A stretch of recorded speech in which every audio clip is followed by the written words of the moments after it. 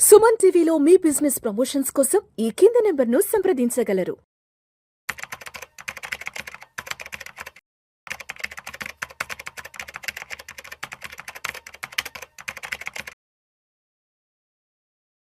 అనిల్ గారు నమస్తే సార్. నమస్తే విష్ణు గారు. అనిల్ గారు, మన ఇండియన్ స్టాక్ మార్కెట్స్ కి మంచి రోజులు రాబోతున్నాయి ఏమనిపిస్తుంది? గత 2 సంవత్సరాల నుంచి బయట దేశాల్లో ఇన్వెస్ట్ చేసిన ఎఫ్పిఐలు అంటే ఫారిన్ పోర్ట్ఫోలియో ఇన్వెస్టర్స్ ఇప్పుడిప్పుడే మన ఇండియన్ స్టాక్ మార్కెట్స్ వైపు మొగ్గు చూపుతున్నారు, వెనక్కి వస్తున్నారన్న వార్తలు కూడా స్పష్టంగా వస్తున్నాయి. దానికి సంబంధించిన డేటా కూడా మనకి సుస్పష్టంగానే వస్తుంది. ఆల్మోస్ట్ ఒక్క జూలైలోనే 20,200 కోట్ల రూపాయలు మన ఇండియన్ స్టాక్ మార్కెట్స్లోకి పంప్ చేశారంటూ కూడా మనకి స్పష్టమైన కథనాలు వెలువడుతున్నాయి. ఏంటి ఇక ఇక్కడి నుంచి ఇండియన్ స్టాక్ మార్కెట్స్ అప్రతిహతంగా ముందుకు వెళ్ళే అవకాశాలు ఏమన్నా ఉన్నాయా? అండ్ మరీ ముఖ్యంగా ఎందుకు బయట దేశాలలో ఇన్వెస్ట్మెంట్స్ కాదని 2 ఏళ్ల తర్వాత మళ్ళా మన మార్కెట్స్లోకి అడుగు పెడుతున్నారు ఎఫ్పిఐలు? మీరు అన్నది నిజం. అంటే ఒక సంకేతం అయితే కనబడతా ఉంది, బట్ ఇది ఓన్లీ అర్లీ సైన్స్ ఓన్లీ. ఎందుకంటే చాలా నెలల తర్వాత ఫ్రెష్ ఇన్ఫ్లోస్ అంటే నెట్ బయింగ్ అనేది జరిగింది జూలైలో. అదొక 20,000 కోట్ల వరకు జరిగింది.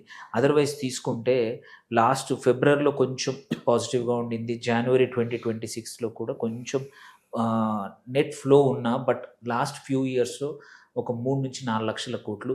అండ్ ఎట్ వన్ టైం ఏమైందంటే లాస్ట్ జూన్లో మనం చూసుకుంటే హిస్టారికల్గా లోయెస్ట్ ఓనర్షిప్ ఆఫ్ ఎఫ్ఐఎస్ ఇండియాలో ఉన్న స్టాక్స్కి అది రఫ్లీ 13%. అర్లియర్ ఇట్ వాజ్ ఒక 2 ఇయర్స్ బ్యాక్ 2024లో లాస్ట్ టైం జూన్లో ఉన్నప్పుడు చూసుకుంటే దగ్గర అది 22-23% నుంచి 13-14% అంటే 7-8% ఓనర్షిప్ తగ్గిపోయింది. Historic lowest.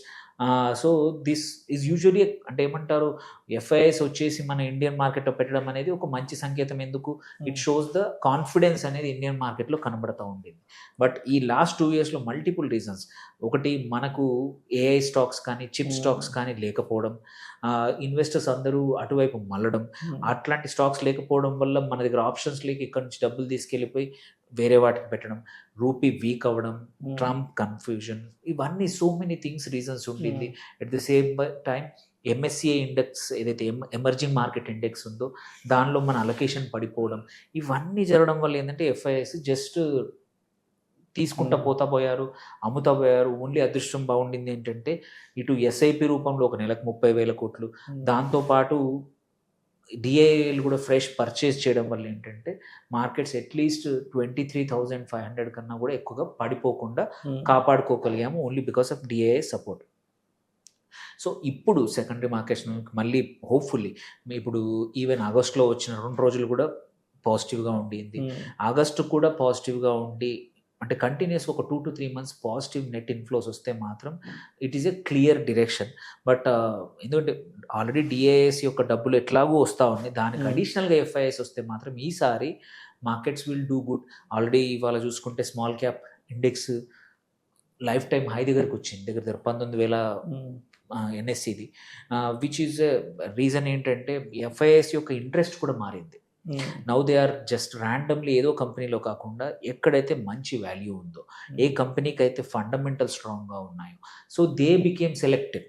Earlier they were not that selective. ఇప్పుడున్న పరిస్థితుల్లో మాత్రం they have also become very selective. So mid క్యాప్లో స్మాల్ క్యాప్లో దే ఆర్ చేస్తూ ఉన్నారు, యాడ్ చేస్తూ ఉన్నారు, though they are selling and also they are buying into lot of IPOs. So that is another sign.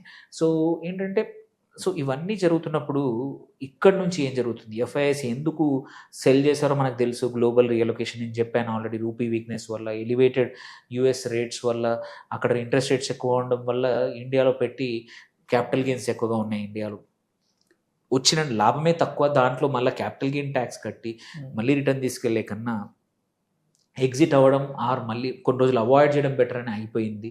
But now that it is earnings are back. అన్నిటికన్నా మనం మర్చిపోకూడదు ఏంటంటే one important thing, earnings are back. So nearly 7 or 6 quarters తర్వాత ఎర్నింగ్స్ బాగా ఉన్నాయి. Q1లో కానీ and even June quarter, March క్వార్టర్లో కానీ ఇప్పుడు జూన్ క్వార్టర్లో కూడా మంచి results. Most of the mid and small caps have done well.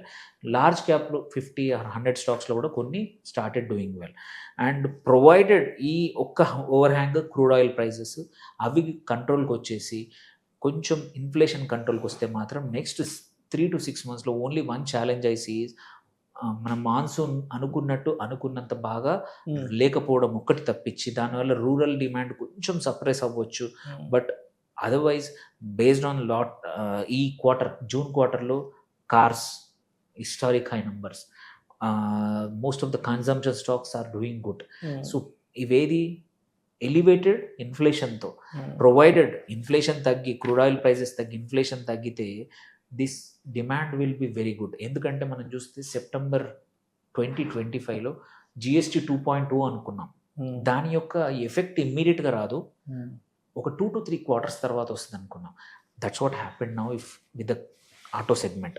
So same way other sectors will also pull through.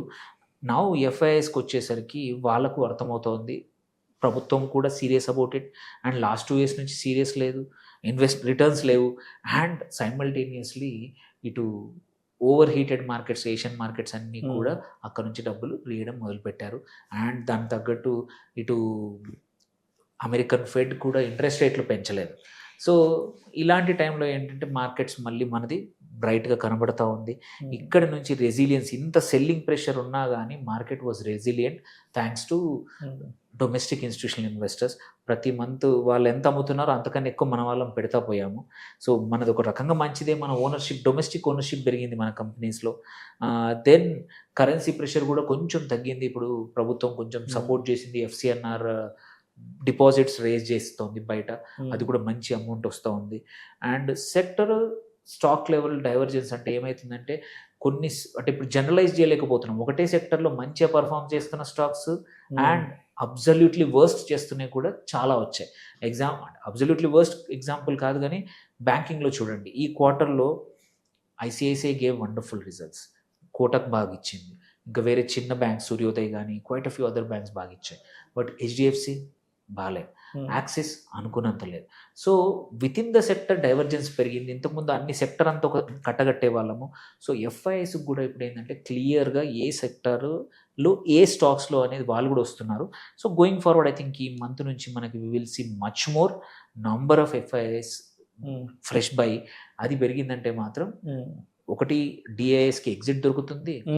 DIIs exit వల్ల they will go to some other institution, మంచి స్టాక్స్లోకి వెళ్తారు.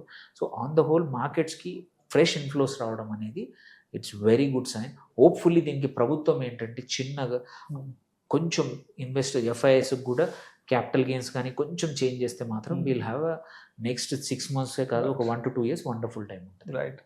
సో అనిల్ గారు, ఇప్పుడు FIs అయితే మన Indian మార్కెట్స్కి comeback అయ్యారు కదా, సో ఇన్వెస్ట్మెంట్స్ కూడా పెద్ద ఎత్తున మార్కెట్స్కి ఇస్తున్నారు కదా, అంటే ప్రధానంగా వాళ్ళు దృష్టి పెట్టిన సెక్టార్స్ ఏమన్నా ఉన్నాయా? అంటే ప్రధానంగా వాళ్ళు టార్గెట్ చేసుకున్న సెక్టార్స్ వాళ్ళకి బెస్ట్ రిటర్న్స్ రావడానికి వాళ్ళు చేస్తున్న, ఇప్పుడు మన డేటా తీసుకున్నా కానీ ఫైనాన్షియల్ సర్వీసెస్లో ఎన్బిఎఫ్సిస్లో చేస్తూ ఉన్నారు, అండ్ కొన్ని మన రెన్యూబుల్ ఎనర్జీలో quite a few and data center స్టాక్స్లో కూడా క్వైట్ అ ఫ్యూ జరుగుతూ ఉన్నాయి. And battery energy systems and battery storage ఇట్లాంటి సన్ రైజ్ ఇండస్ట్రీలో, అంటే స్కోప్ ఇంకొక 5 to 7 years ఉన్న ఇండస్ట్రీలో, అండ్ డిఫెన్స్లో కొన్ని కంపెనీస్లో, డిఫెన్స్లో అన్నిట్లో ఎఫ్ఐఎస్ కొనలేరు.